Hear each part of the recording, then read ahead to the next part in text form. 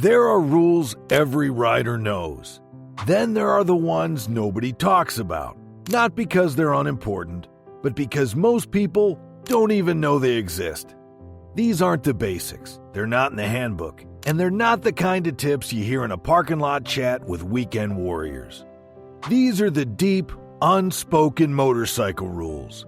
The ones that only come from years of paying attention to the little patterns that make or break your ride. Some of them are mechanical, some are mental, some are just pure survival. But once you know them, you can't unknow them. So let's pull back the curtain. These are the secret motorcycle rules no one talks about, but every rider should know. Number 1. Stopping with your front wheel turned can throw you to the ground instantly. It doesn't sound dramatic, doesn't even seem dangerous, but every experienced rider either learns this rule early or learns it the hard way. Never come to a full stop with your front wheel turned, especially on uneven ground. You see it all the time. Riders pulling into a gas station or a parking lot, turning the bars slightly as they coast in. Then they squeeze the front brake to stop. Boom, the bike drops, not from speed, not from a mistake, but because stopping with the front end turned reduces your stability to almost nothing. Here's why it happens. When the wheel is turned, the fork tubes aren't vertical anymore. That redirects your braking force sideways. If you're on a slope, a dip in the pavement, or a slightly tilted surface, the bike shifts weight off-center and you're done. The heavier the bike, the faster it goes down. Even worse, a fully turned wheel gives you no leverage to recover. One foot slips and there's no fighting the drop. The rule? Straighten the bars before you stop. Even if you're pulling into a tight space. Even if it feels fine. Keep the wheel aligned until the bike is completely stationary. Then you can turn.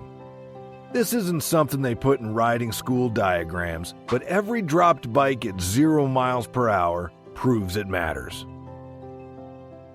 Number 2. Micro throttle inputs matter more than you think at low speeds. Most riders think throttle control is all about power delivery. Twist for go, roll off to slow down. But here's the rule almost nobody talks about.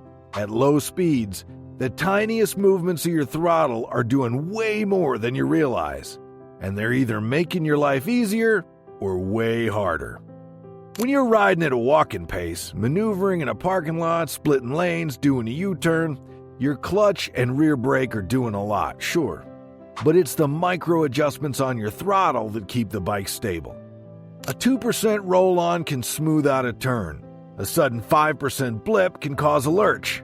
And if you're on a bike with snatchy feeling or a light flywheel, that tiny blip becomes a full-body jolt.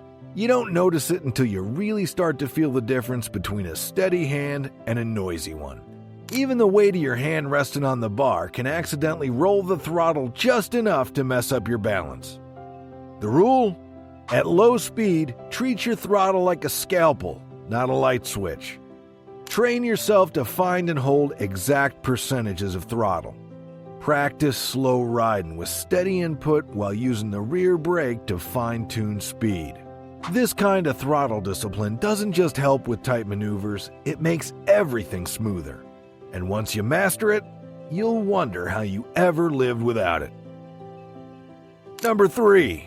That gasoline smell in your garage might mean your bike is leaking vapor, not liquid.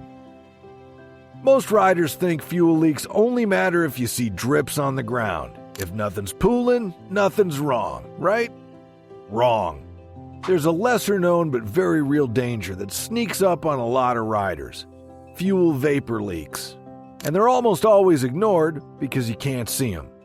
You just get that faint gas smell in your garage or shed and figure it's normal. But here's the rule. A consistent fuel odor, especially when the bike hasn't been ridden recently, isn't just annoying. It means vapor is escaping somewhere it shouldn't. It could be a deteriorated fuel line, a loose clamp, a cracked tank vent hose, or a failed O-ring in the fuel cap. And while it may not drip, it's still dangerous. Fuel vapor is highly flammable, and if it collects in an enclosed space like a garage, a single spark from a water heater or a battery tender could ignite it.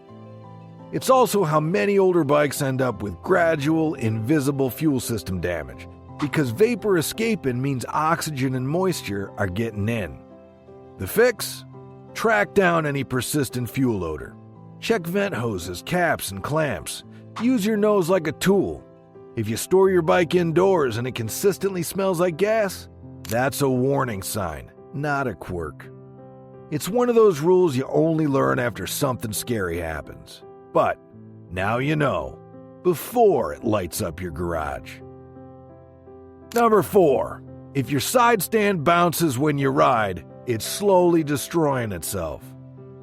You've seen it, or heard it, the little metallic clack every time you hit a bump or drop into a pothole. The side stand bouncing, just slightly. Harmless, right? Wrong. What most riders don't know is that a bouncing side stand isn't just annoying. It's slowly chewing through the pivot bolt, the spring tension, and even the frame tab that holds the whole thing together. Side stands are designed to stay up, obviously. But over time, if the return spring weakens or the pivot bolt loosens even slightly, the stand starts to rattle. You'll barely notice it, especially on older bikes where everything shakes just a little. But every bounce hammers the same contact points and eventually it fails. Some riders have had their side stand drop mid-ride, hit the ground, and launch the rear tire like a lever. Others have pulled into a parking lot and put the stand down only to watch it collapse because the pivot had wallowed out a hole. And here's the kicker. Once the mount wears out, it's often welded to the frame. That means framework, not just a spring swap. The rule? If your side stand bounces even a little, fix it. Tighten the bolt, replace the spring, add a washer if there's play. It's a 5-minute job that saves you a major failure down the line, and maybe a crash at low speed when your kickstand drops at the worst moment. Number 5. Adjustable levers set wrong can kill your braking without you realizing it. Aftermarket levers are one of the most popular mods riders do. They look great, feel nice, and let you adjust reach to suit your hands. But there's a hidden danger almost no one talks about, and it can mess up your braking in a way that's nearly invisible until it's too late. If you set your lever too close to the bar, especially on the front brake, you can reduce how much travel the master cylinder piston has. That means less hydraulic pressure, weaker braking force, and in some cases, a complete inability to brake hard when you need it most. It feels fine under light braking, but try to panic stop, and you suddenly find that you're squeezing as hard as you can, and it's not enough. Because the piston didn't travel far enough to pressurize the system fully. It's more common than people realize, especially on brakes with radial master cylinders or older brake systems with a bit of play. And worse, some riders adjust the lever position based on looks or comfort, not realizing they've partially engaged the system just by setting it too tight, leading to brake drag, overheating, and early pad wear. The rule? Set your levers for full function, not just comfort. Make sure you can pull the brake with 2 fingers without the lever bottoming out. After adjusting, test your max braking at low speed to make sure it's still fully functional. Looks don't matter if your brakes don't work. Number 6. Hanging too many keys off your ignition can destroy it over time. Most riders don't think twice about their keychain. Maybe it's got a house key, a bottle opener, a little leather fob, or maybe even one of those long branded tags. No big deal, right? But here's the secret no one talks about. Extra weight hanging off your ignition key slowly kills your ignition switch, and it's completely avoidable. Here's what happens. As you ride, those dangling keys bounce, swing, and pull down on the ignition barrel. Over time, that constant movement and vibration wears out the internal tumblers and electrical contacts. Eventually, your key starts to feel gritty when you turn it. You have to jiggle it just right to get the bike to start. Then one day, click, nothing. The whole ignition fails, and now you're stranded or facing a major repair. And on some bikes, the ignition is tied to the immobilizer, ECU, or steering lock. So what should be a simple fix becomes a nightmare of electronic resets, matched keys, and triple-digit labor costs. The rule? Keep your ignition key alone. Or if you must carry something, make it ultralight and short. No swinging tags, no trinkets, no bundles. It's a tiny detail almost no one talks about until they're sitting in a parking lot with a dead ignition, wondering why the key that worked for years suddenly doesn't turn anymore. Number 7. Your fuel cap vent can clog and cause power loss. Your bike starts fine, rides fine, then after 20 minutes, it bogs. Maybe it stumbles under throttle. You stop, let it sit, and weirdly, it runs fine again. No check engine light, no fuel leak, no obvious issue. What gives? Here's the rule almost no one knows until it bites them. Your fuel cap vent can clog, and when it does, your tank becomes a vacuum trap. Modern fuel tanks need to breathe. As fuel is used, air needs to enter to prevent a vacuum from forming. If the vent line or cap breather gets blocked by dirt bugs, spilled fuel, or even corrosion, the tank starts to create negative pressure. The result? Fuel flow slows or stops entirely. Your engine starves under load, then it magically fixes itself when the bike rests and pressure equalizes. This issue can mimic everything from bad injectors to failing fuel pumps, and most shops start replacing expensive parts before checking the cap. And on some bikes, especially sport models or older machines, the vent is built into the cap itself, making it hard to notice or test. The fix? Crack the cap open next time the issue happens. If you hear a whoosh of air, that's your diagnosis. Clean the breather, inspect the vent line. If needed, drill the tiny breather hole in the cap with a fine bit. Carefully. It's a secret most riders don't know. But once you've been stranded by a clogged vent, you'll never forget it. Number 8. You're probably adjusting your mirrors wrong for real-world riding. Everyone adjusts their mirrors the same way. Sit on a bike, square up, and angle them until you see what's behind you. But here's the secret. Your mirrors aren't just for what's behind. You need them set for what's coming up beside you. Most riders unknowingly keep their mirrors tilted too far inward. That gives them a great view of their own shoulders or a perfect line of traffic behind them, but almost zero coverage of their blind spots. The problem? Most life-threatening surprises don't come from behind. They come from the next lane over. Here's the rule that no one talks about. Adjust your mirrors wider, so wide that your shoulders are barely in the frame. You should overlap your rear view with your peripheral awareness, not duplicate it. That way, the second a car enters your blind zone, it shows up in the mirror before it disappears from your side vision. It feels weird at first. Some riders even think, but I can see directly behind me. That's what head checks are for. Your mirrors should be tuned for lateral awareness, because lane changers, tailgaters, and sudden passers don't sneak up directly behind. They ride up your flanks. This one trick can drastically reduce the time something spends in your blind spot, and that's how you stay ahead of threats instead of reacting too late. Number 9. Brake fluid absorbs moisture from the air. Most riders know they're supposed to change their brake fluid every couple years, but unless the brakes feel spongy, most people ignore it. After all, you haven't even opened the cap, so how could anything go wrong? But here's the part no one tells you. Brake fluid is hygroscopic. It absorbs water from the air through rubber seals and lines, even if the reservoir stays sealed. That means your fluid can degrade just sitting there, especially in humid environments or bikes that are stored outdoors or in non-climate controlled garages. And when moisture gets into your brake fluid, bad things start to happen. Boiling point drops. Corrosion begins forming inside your calipers and master cylinder.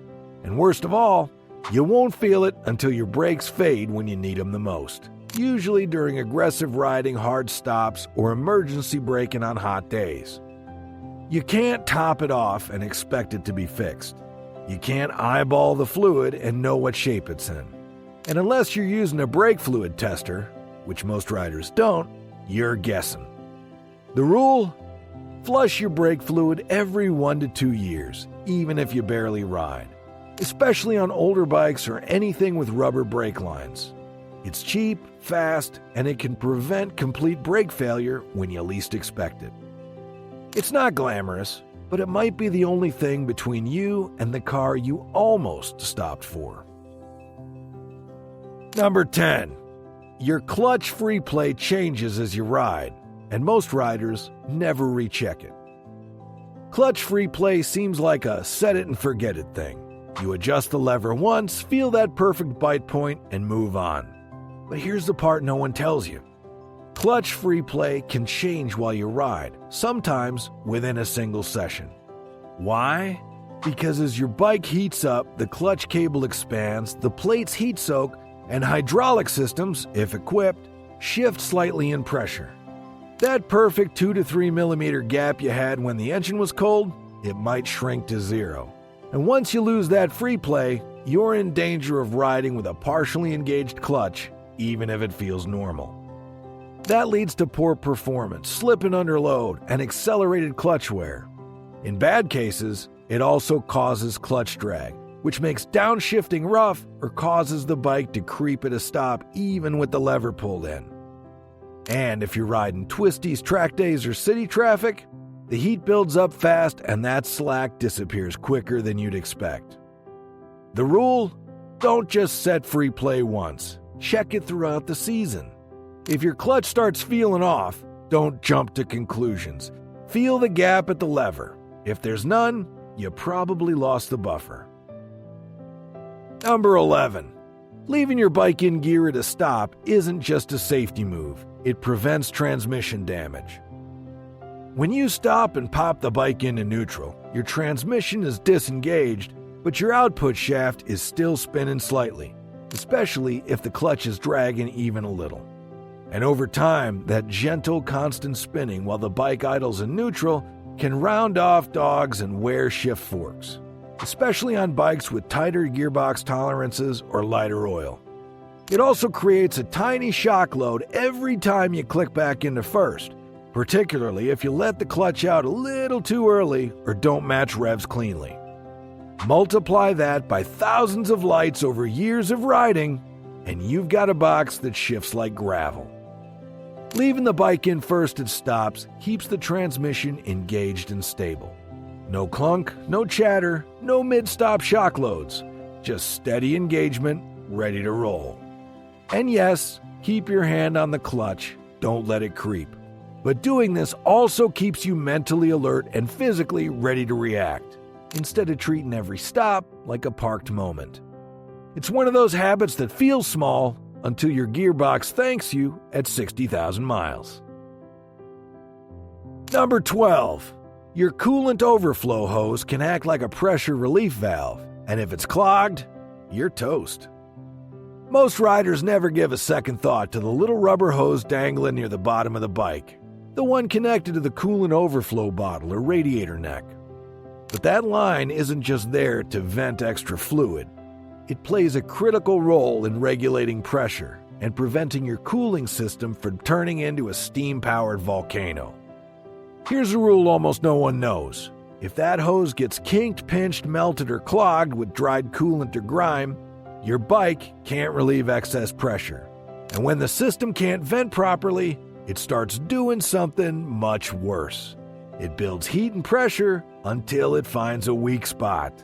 That might be a radiator seam, a gasket, a hose clamp, or the plastic overflow tank itself.